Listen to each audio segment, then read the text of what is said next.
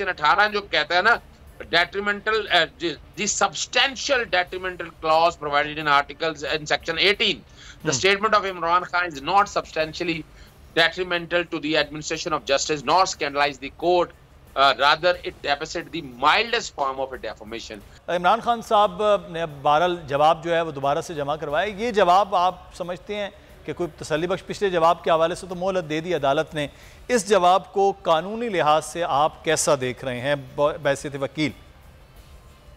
अब देखिए, मैं तो चूंकि पहले दिन से इस बात का कायल हूँ कि जो इमरान खान साहब की तरफ से अल्फाज की अदायगी हुई थी वो तज़हीक तो हो सकती है, वो तौहीन नहीं। तज़हीक से मुराद है शख्सी डेफमेशन जिसे कहते हैं, और इस पे मैंने नेशन पे लेटेस्ट कॉलम आज छपा भी हुआ है, कल अखबार में भी छपा हुआ है वो कॉलम बाकायदा, कि जिसके अंदर मैंने ये चीजें सारी वजाहत के साथ बता दी थी और बैन अवी कानून मैंने साथ रखे थे, और उसमें एक एक चीज मैंने जरा वाज़ेह तौर पर यहाँ सामने रखी थी। और मकसद क्या था इसका?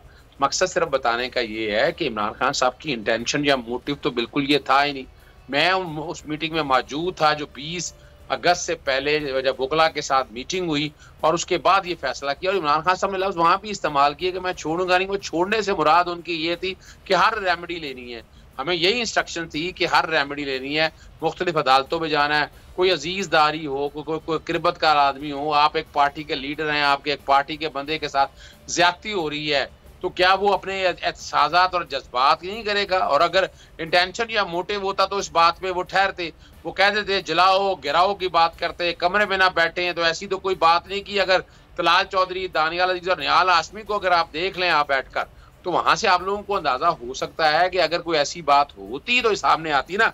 वो सिर्फ खाली ऐसे अल्फाज की अदायगी जिसको अब ज्यादा से ज्यादा, यानी मैं जो बात कहना चाह रहा हूँ कि ज्यादा से ज्यादा आप क्या कह सकते थे कि वो सिर्फ और सिर्फ इस कॉन्टेक्स्ट में आने थे।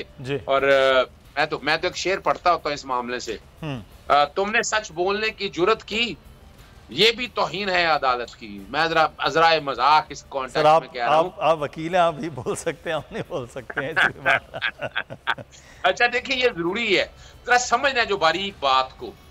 इमरान खान साहब ने कहा है कि किसी की दिल आजारी हुई है तो मैं माजरत करता हूँ, और माजरत खाना रवैया उन्होंने लिया है, ये बड़ेपन का मुजाहरा है उनका।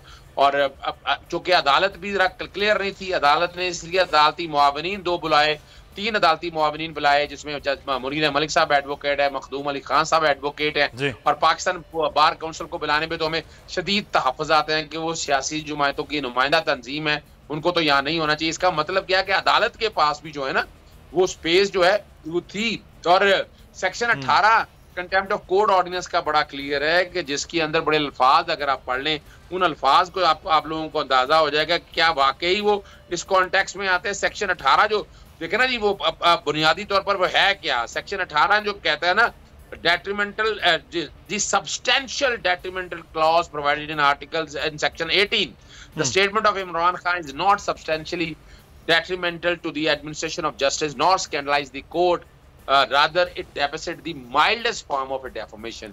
ये सिर्फ और सिर्फ इस हद तक है, और अदालत को भी बड़ेपन का मुजाहरा करना चाहिए कि इमरान खान साहब ने माजरत खाना रवैया ले लिया और अदालत से कहा कि वो इसमें माफी के यानी माजरत यानी ये कंटेम्प्ट की माफी नहीं है, जो कि कंटेम्प्ट नहीं हुई है, डेफेमेशन हुई है। डेफेमेशन की माफी रख के उन्होंने रख दी है सामने, और अदालत से यही बात की है। और उम्मीद है कि कल प्रोसीडिंग होंगी, इमरान खान साहब भी मौजूद होंगे, बहुत सी बातें आपस में तफसीली बातें भी होंगी।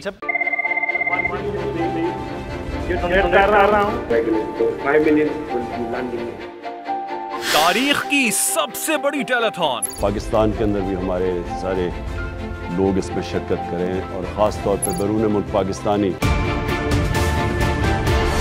सबसे बड़ी लाइव कवरेज, हर खबर बोलने दी नाजरीन को सबसे पहले, तोड़ दिए तमाम रिकॉर्ड्स,